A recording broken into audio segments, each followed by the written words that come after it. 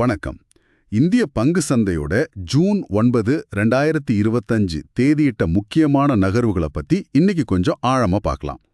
நம்ம கிட்ட இருக்கிற செய்தி குறிப்புகள்ல இருந்து முதலீட்டாளரா உங்களுக்கு எது முக்கியமோ அதை மட்டும் எடுத்து சொல்ல போறோம். ஆமா, இன்னைக்கு மார்க்கெட் புது உச்சம் தொட்டிருக்கு.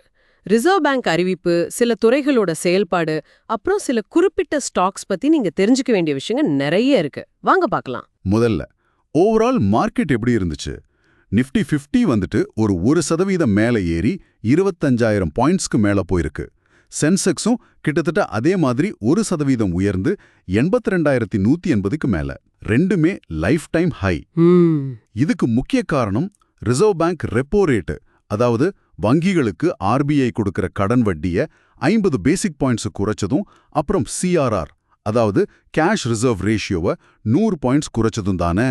நிச்சயமா இந்த ரெண்டு விஷயத்தாலையும் சிஸ்டம்ல பணம் அதிகமா வரும், லோன் வாங்குறது ஈஸியாகும். அதனால இன்வெஸ்டர்ஸோட நம்பிக்கை கூடி மார்க்கெட் மேல போச்சு.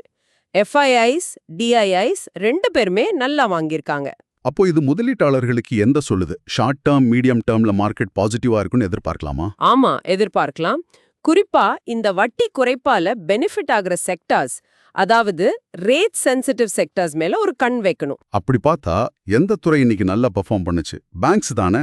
பேங்க் நிஃப்டி கிட்டத்தட்ட 1.5% ஏறி புது உச்சம் தொட்டிருக்கு. Correct. IDFC first bank, AU small finance bank, Axis bank மாதிரி ஸ்டாக்ஸ் நல்ல லாபம் கொடுத்திருக்கு. இதுக்கு காரணம் வங்கிகளோட NIM, net interest margin improve ஆகும், கடன் வளர்ச்சி அதிகமாகுங்கிற எதிர்பார்ப்பு. அப்படிதானே? அது ஒரு முக்கியமான காரணம். வட்டி கம்மியாகும் போது லோன் growth அதிகமாக சான்ஸ் இருக்கு. முதலீட்டாளரா நீங்க கவனிக்க வேண்டியது என்னன்னா, இந்த சூழல் பேங்கிங் ஸ்டாக்ஸுக்கு நல்லதுதான்.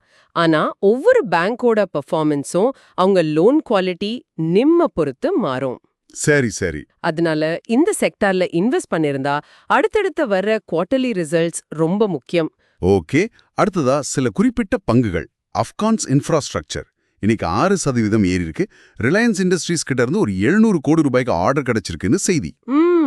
அஃப்கான்ஸ் ரிலையன்ஸோட சப்சிடியரி. இந்த ஆர்டர் அவங்களோட ஆர்டர் புக்கை ஸ்ட்ராங் ஆக்குது, வருமானத்துக்கான ஒரு நம்பிக்கையை கொடுக்குது. ரிலையன்ஸை பொறுத்த வரைக்கும் அவங்களோட விரிவாக்க திட்டங்கள் நல்லா போயிட்டு இருக்குன்னு இது காட்டுது. அப்போ ரெண்டு கம்பெனிக்குமே இது பாசிட்டிவ் நியூஸ் தான். ஆமா. அடுத்து டாடா நியூட்டர்ஸ்.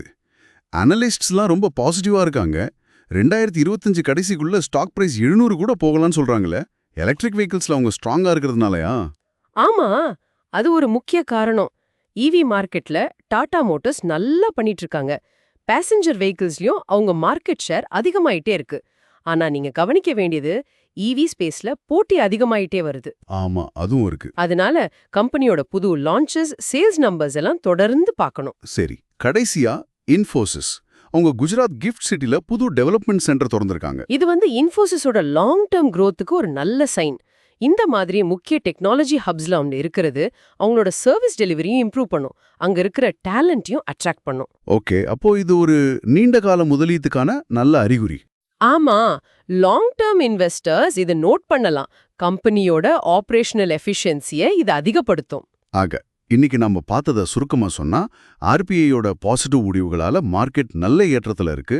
பேங்கிங் செக்டார் இந்த ஏற்றத்துக்கு லீட் பண்ணுது.